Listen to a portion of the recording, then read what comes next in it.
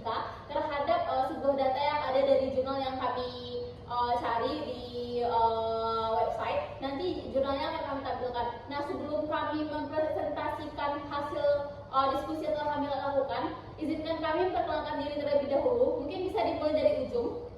Perkenalkan, nama saya Andi Sabrawan dengan BP 23 PPB 2012. Saya Pedibutan Nugraha dengan BP 23 DP 2008. Saya Fauzia Azhar Raihana dengan BP 23 11 11 2023. Karisma dengan BP 23 11 11 2010. Saya Anissa Vivi Putri dengan NIM 23 11 11 2017. Saya Siena Alwasyara dengan NIM 23 11 11 3022. Nah, pada kesempatan kali ini, izinkan kami untuk mempresentasikan hasil diskusi yang telah kami lakukan. Latar belakangnya akan dijelaskan oleh Risma. Kepada Risma, dipersilakan. Baik, untuk latar belakang, uji Kruskal-Wallis digunakan karena data penilaian sensori berupa skala ordinal 1 sampai 6 sehingga tidak memenuhi asumsi normalitas. Metode ini merupakan uji non-parametrik yang sesuai untuk membandingkan lebih dari 2 formula S-Puter. Dalam penelitian ini terdapat 4 perlakuan, di mana ada P1B1, P2B1, P1B2, dan P2B2. Sehingga ditemukan uji yang mampu melihat apakah perbedaan proporsi kulit pisang dan biji ya benar menghasilkan perbedaan tingkat kesukaan panelis terhadap warna, aroma, tekstur, rasa, dan keseluruhan. Ketika ujika menunjukkan nilai P kecil dari 0,05 berarti terdapat perbedaan yang nyata. Untuk tujuannya, penelitian ini bertujuan menganalisis sensori S-Puter yang disubstitusi kulit pisang, kepok, dan ditambah biji chia dengan penilaian warna, aroma, tekstur, rasa, dan keseluruhan, serta mengukur kadar serat dan lemak dari berbagai formulasi. Selanjutnya yaitu metode penelitian. Penelitian ini merupakan penelitian kuantitatif dengan metode eksperimental menggunakan rancangan acak lengkap faktorial 2x2. Faktor pertama adalah substitusi kulit pisang kepok atau P dengan 2 taraf, yaitu 30% dan 50%. Sedangkan faktor kedua adalah penambahan biji chia atau B dengan taraf 20 gram dan 10 gram, sehingga diperoleh 4 kombinasi formula yaitu P1B1, P2B1, P1B2, dan P2B2. Penelitian ini dilaksanakan pada Agustus hingga Desember 2022 di Laboratorium Kuliner Universitas Negeri Surabaya. Proses pembuatan es-puter ini dilakukan melalui 3 tahap persiapan kulit pisang, pembuatan serbuk biji chia, dan pembuatan es-puter. Kulit pisang dicuci, direndam air garam 2 jam, dikukus 30 menit dan dihaluskan. Biji chia dihaluskan hingga berbentuk serbuk. Adonan es-puter dibuat dari santan bubuk, gula, garam, melisa, vanila, buah pisang, kulit pisang, serta chia sesuai formulasi, kemudian diblender, ditukar menggunakan baskom es garam hingga memadat dan dibekukan. Penelitian berjumlah 30 orang, 5 penulis terlatih dan 25 semi terlatih yang menilai aroma, warna, tekstur, rasa, dan keseluruhan menggunakan uji hedonik skala 1 sampai 6. Data sensori dianalisis menggunakan uji Kruskal-Wallis. Di sini kami hanya menggunakan data warna pada uji Kruskal-Wallis. Di sini saya akan menjelaskan data yang kami gunakan untuk menganalisis ujikanya. Di mana di sini kami cuma mengambil data warnanya dari jurnal yang telah kami cari tersebut. Nah, teman-teman di sini dapat melihat di sini ada kolom formula di mana di sini cuma terdapat data warna P1B1, P2B1, P1B2, P2B2. Di mana P1 itu merupakan taraf 40%, B1 itu merupakan penambahan biji chia sebanyak 20%.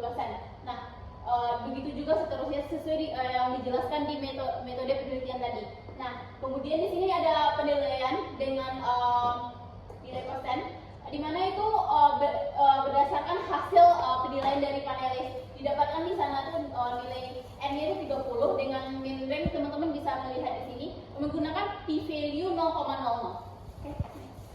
Dan setelah itu dilanjutkan tahap uji Kruskal-Wallis, di mana seperti yang kita ketahui juga selama belajar di statistika 2, kita menggunakan rumus Kruskal-Wallis dengan rumus umum yaitu H sama dengan 12 per N dikali N tambah 1 sigma RI kuadrat per NI kuadrat dikurang 3 dikali N tambah 1. Karena ranking min diberikan, nah total ranking tiap kelompok dihitung dengan RI sama dengan min rank dikali N.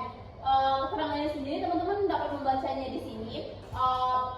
pada umum juga dengan rumusnya. Nah, berdasarkan dari data tersebut, maka kita dapat memberikan hipotesis awal terlebih dahulu, di mana H0 itu tidak terdapat perbedaan tingkat kesukaan warna es puter akibat substitusi kulit pisang kopok dengan penambahan biji chia pada berbagai formulasi. Kemudian untuk hipotesis alternatifnya atau H1, terdapat perbedaan tingkat kesukaan warna es puter akibat substitusi kulit pisang kopok dengan penambahan biji chia pada berbagai formulasi. Baik, kita mulai uji Kruskal-Wallis, di mana awal mulanya 4 data dari setiap kelompok itu kita gabungkan, lalu kita peringkatkan dari yang terendah sampai yang tertinggi, seperti pada data berikut. Lalu rank setiap kelompok kita jumlahkan. Jadi seperti ini, data yang bernilai 0 kita jumlahkan, 1 jumlah 2 jumlah 3 sampai dengan 7, lalu dibagi dengan banyak jumlah data, yaitu ada 7. Jadi nanti dapat hasil rata-ratanya itu 4. 28 bagi 7 jadi banyak 4. Data 3 tunggal, jadi kita tidak mencari rata-ratanya seperti tadi. Untuk data 7, 10 dan yang lainnya yang memiliki data lebih dari 1, kita pakai cara yang tadi. Oke, kita lanjut pada data biji. Pada setiap kolom kita memiliki 30 data. Lalu ini adalah hasil dari nilai rata-ratanya. Kita lanjutkan. Kolom berikut berisikan nilai dari jumlah rata-rata peringkat, yaitu ada 70, 9, 10, dan juga 11. Pada kolom selanjutnya, kita kuadratkan, dapat hasil sebanyak berikut. Kita lanjutkan dengan jumlah dari hasil peringkat tadi, kita kuadratkan, kita bagi dengan banyak jumlah data atau dibagi dengan nilai NI sebanyak 30. Lalu hasilnya kita dapatkan sebanyak berikut. Nah, untuk menentukan nilai N-nya, jumlah total responden, setiap kelompok memiliki jumlah responden 30. Lalu terdapat 4 kelompok, maka totalnya ada 120 data. Untuk menentukan nilai C dari tabel terdapat 4 formula yang diuji, P1B1, P2B1, P1B2, P2B2, maka jumlah kelompoknya ada 4. Baik, untuk selanjutnya itu setelah kita olah datanya, makanya kita dapat hasil seperti ini, yang mana N-nya itu kita dapatkan sebanyak 24. Lalu untuk total semua data setelah 30 per 1 blok kita kali dengan 4, karena ada 4 tadi, makanya kita dapatkan 120. Untuk rumus yang 3 N tambah 1 dikali N tambah 1, N yang 24, kita dapatkan 75. Untuk yang rumus ini 24 dikali dengan 24 ditambah 1 kita dapatkan 600. Untuk DF itu kali kurang 1 kita dapatkan dengan 5. Untuk H itu rumusnya 12 per N kali N tambah 1 dikali dengan sigma RI kuadrat per NI dikurang 3 dikali N tambah 1. Kita dapatkan nilainya sebesar 69,71. Untuk dari tabel karena DF nya 5 dan juga nilai kritis 0,05, kita dapatkan nilainya sebesar 11,07. Dan untuk nilai C itu kita dapatkan dari si A per H absen, yang mana didapatkan nilainya itu 0,97, dan juga H absennya kita dapatkan 71,64. Untuk berdasarkan hasil perhitungan nilai statistik Kruskal-Wallis yang diperoleh dari H sama dengan 9,71, ketika diproyeksi menggunakan nilai C itu sama dengan 0,973, maka nilai statistik uji menjadi absen 1,65.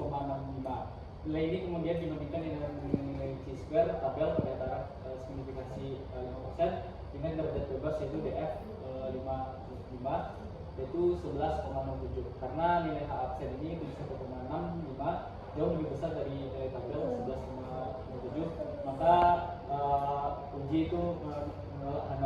Artinya terdapat perbedaan yang signifikan antara 6 kelompok yang dibandingkan H itu besar dari tabel, maka H0 ditolak. Terdapat perbedaan yang signifikan pada tingkat kesulitan warna antar keempat formula yang diuji.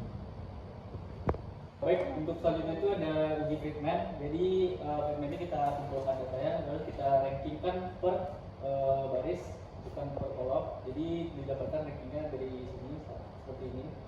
Lalu kita totalkan semua rankingnya, dan setelah kita totalkan maka selanjutnya kita kuadratkan dari jumlah ranking tadi. Dan uji treatment itu dilakukan untuk mengetahui apakah terdapat perbedaan yang signifikan antara beberapa beberapa perlakuan atau kelompok yang diuji pada subjek yang sama. Contoh pertama yang dilakukan itu adalah memberikan ranking pada setiap responden untuk seluruh perlakuan. Selanjutnya kemudian menjumlahkan ranking pada setiap kelompok sehingga diperoleh kita nilai total dari si R1. Setelah itu R1 digunakan untuk menghitung statistik uji Friedman dengan rumus seperti yang dilihat pada slide, di mana N itu adalah jumlah subjek dan K adalah jumlah kelompok perlakuan. Setelah kita lakukan uji Friedman, maka kita dapatkan hasil penelitiannya itu dari P1 dan B1 memiliki main ranknya itu sebesar 42,27 dengan total ranking dari main rank dikali dengan N 130 dia dapatkan 1268,1 yang menunjukkan bahwa nilai formula ini cenderung mendapat penilaian yang lebih rendah dibanding formula lainnya. Selanjutnya itu ada P2 B1 memperoleh main rank sebesar 51,93 dengan dikali kita 30 mendapatkan nilai 1557,9 yang menandakan adanya peningkatan proficiency penulis dibanding P1 B1. Selanjutnya itu formula untuk P1 dan B2 memiliki main rank paling tinggi yaitu 75,20 menghasilkan total ranking 2296 sehingga dapat diinterpretasikan bahwa formula ini adalah formula yang paling disukai yang paling baik menurut penilaian panelis. Selanjutnya ada formula P2B2 juga menunjukkan main rank tertinggi yaitu 72,60 dengan total ranking itu 2178 berada sedikit di bawah P1B2. Dari perbedaan total ranking ini menunjukkan bahwa panelis tersebut memberikan penilaian yang bervariasi dan juga konsisten antar formula, di mana semakin tinggi total ranking R1-nya, RI-nya, semakin baik kualitas dan preferensi formula berdasarkan persepsi penulis. Jika hasil uji Friedman menunjukkan p-value kecil dari 0,5, maka perbedaan main rank ini dapat menyatakan signifikan secara statistik dan juga benar-benar terdapat perbedaan nyata antar keempat formula yang diuji. Baik, selanjutnya itu hasil uji Friedman.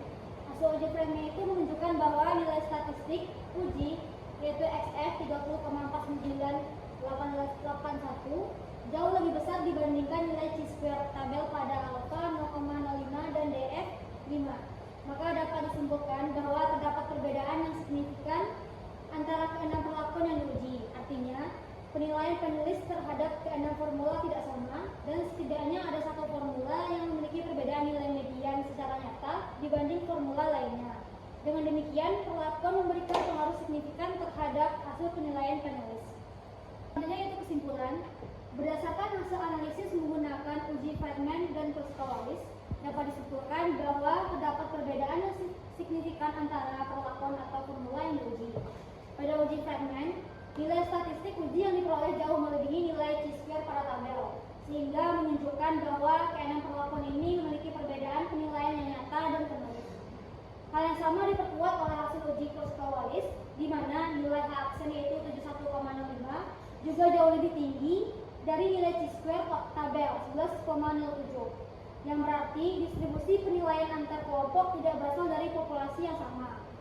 Jadi secara keseluruhan, kedua metode non parametrik ini menunjukkan konsistensi bahwa perlakuan memberikan pengaruh signifikan terhadap hasil penilaian, sehingga terdapat formula atau kelompok yang secara statistik lebih baik atau berbeda secara nyata dibanding yang lain. Itulah hasil analisis yang telah kami lakukan berdasarkan data dari analisis sensori struktur substitusi kulit pisang Pepok dan PDCA sebagai produk tinggi serat dan rendah lemak yang telah kami lakukan dengan melakukan uji K yaitu uji Kruskal-Wallis dan uji Friedman. Apabila teman-teman ada pertanyaan silahkan ditanyakan di kolom komentar yang telah disediakan. Untuk itu kami ucapkan terima kasih. Assalamualaikum warahmatullahi wabarakatuh.